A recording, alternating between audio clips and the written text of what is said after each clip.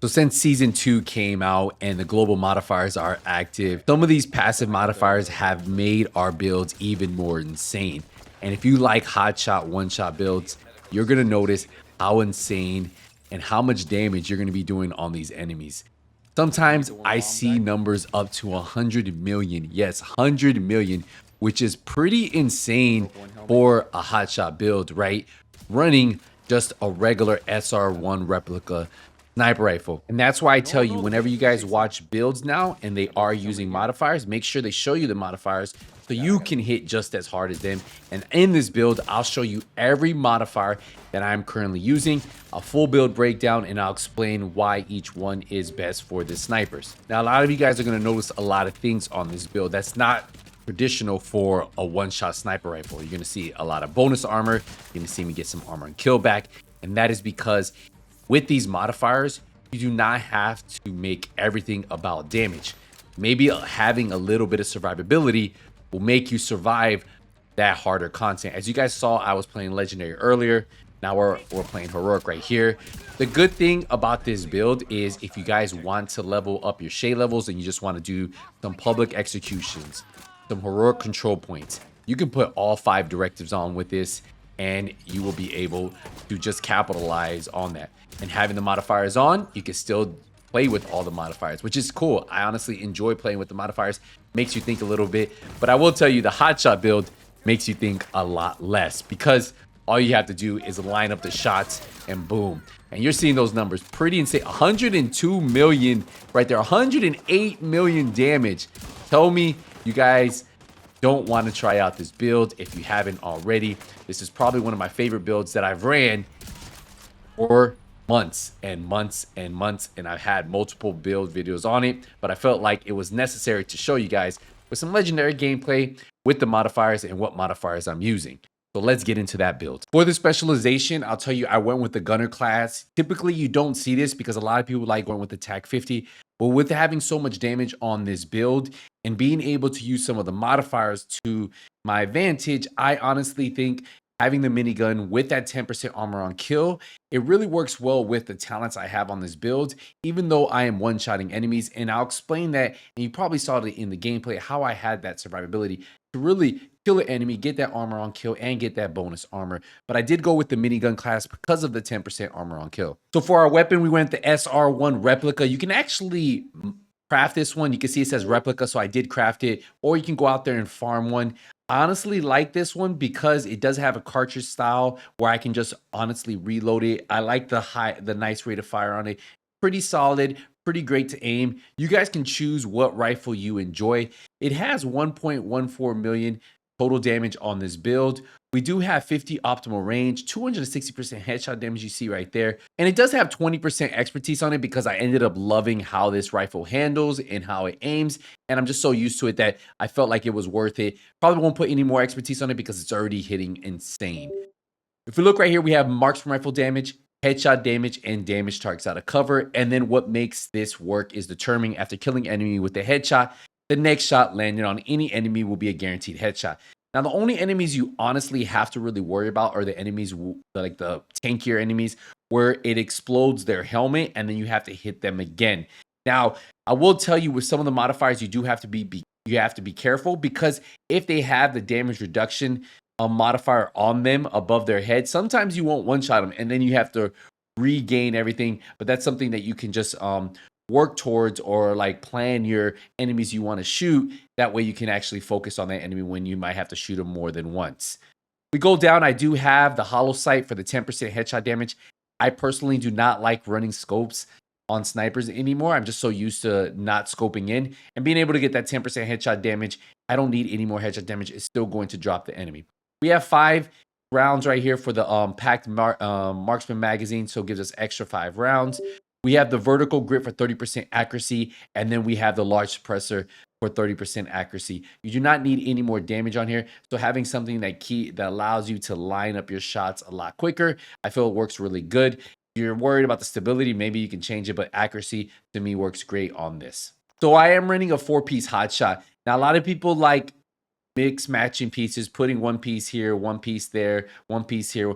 I'll tell you, the reason I personally like running the 4-piece hot shot is because first we're getting 30% marksman rifle, 30% weapon handling. What is weapon handling? Faster reload, stability, accuracy, but also gives you 30% headshot damage with the 3-piece. But the 4-piece is honestly why I like it. And I'll tell you, first headshot with the marksman rifle will increase the next headshot by 20%. The second a consecutive headshot with the marksman rifle will give you 10% armor. Now, if you're at full armor, it gives you a bonus armor max of 50% of the current armor and value. Now, the third consecutive headshot will refill that magazine. So I never have to reload with this one. Other sniper builds, you have to reload at some point. This one, realistically, you do never have to reload. And that's why I like it a lot. Be able to never have to reload if you land the headshots and if you proc headhunter. That's why it works good. We do have armor on here because we are able to stack some armor on this build because we don't need to have all reds because we're already one-shotting the enemies. We have headshot damage and a headshot damage mod. For the chest piece, I went with the chain killer chest piece. Now this gives me 5% weapon damage. It gives me weapon damage here. We have headshot damage. I went with weapon handling, which is actually really good with this. Again, extra accuracy, extra stability. And then right here, we have a headshot damage mod.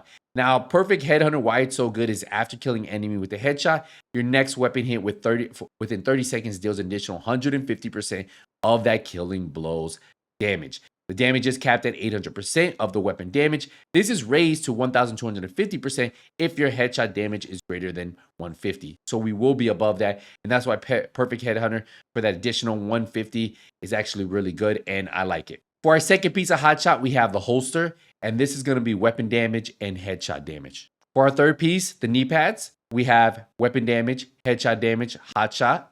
For our gloves, we have our fourth and final piece of hot shot with weapon damage, headshot damage. Now our backpack, we went through a Raleigh backpack for the 10% marksman rifle damage. We have weapon damage on here. We have weapon handling. We have headshot damage and we have headshot damage mod. Now, I am running Bloodsucker. You can run Vigilance if you need that extra damage. The reason I'm running Bloodsucker is because if you chain kills together, you can have stacks of armor. A lot of times people say, yo, how much armor do you have? In reality, I don't have a lot, but if I'm constantly getting Bloodsucker going off and I hit multiple enemies, I'll have a ton of bonus armor, and that's extra armor on the build that I didn't have. Remember, killing an enemy adds a refreshing of a stack of 10% bonus armor for 10. You can have up to 10 stacks. That's extra 100%. So technically, I can have almost 2 million armor, right? 1.8 million armor on this build. But man, with Bloodsucker, if you do stack that, right, that's extra armor that you can take a couple shots, get you out of those situations. And with having that 10% armor on kill from the gunner class, it helps out, right? And that's why you pair that up with the bonus armor that you get from Hotshot and then Bloodsucker, it's amazing. And it's honestly why I like running it. If we look at the stats, you'll see on the build, 1.1 million weapon damage. We have 10% crit chance, 45% crit damage, 260% headshot damage, and that is the build. But it doesn't stop there, guys, because you even get more powerful with the modifier. If you look right here, we have the active modifier, right? When activated, you will have 10 seconds to eliminate enemy of any range zone. So what I like doing is getting a long range shot and then locking that in, and it's amazing. And for the passive modifiers, where it really gets strong, Tapper. Headshot damage is increased by 150%. Now, body shots deal greatly reduced damage at long range, but if you're hitting those headshots, if you're proccing Headhunter, this works amazing. You have Cold of the Week, and then this one, each headshot from behind cover within long range grants 5% marksman rifle damage per shot up to a maximum of 30%. So you pair those two together, and this one even works a little because each shot to an enemy's body increases damage up to 2.5%. The multiplier grows 0.5%. Now remember, the thing is, with this one, you're most likely getting a lot of headshots, so these two are really carrying it. And if you lock it in right here with the all-out modifier, and that's where this build gets really good. Now, I'll tell you, I do switch builds in Legendary missions, so like I'll run this for a part of Legendary, and then I'll swap to another. But I do like Hotshot for almost anything in the open world, all heroic missions you can do. And then if you get into Legendary, there might be parts where you'll switch back and forth, but you can run through a lot of the Legendary missions with this, especially if you're in a team. And that's why I like it. But that's the build right there, guys. Hopefully you guys enjoyed the video. If you guys did, drop a like, This build is even better the in big year dude's chasing 6, season 2 with the Gotta go active face on it modifiers. again. I'll see you guys in the next one. Ain't nothing but skills out. I got it, both.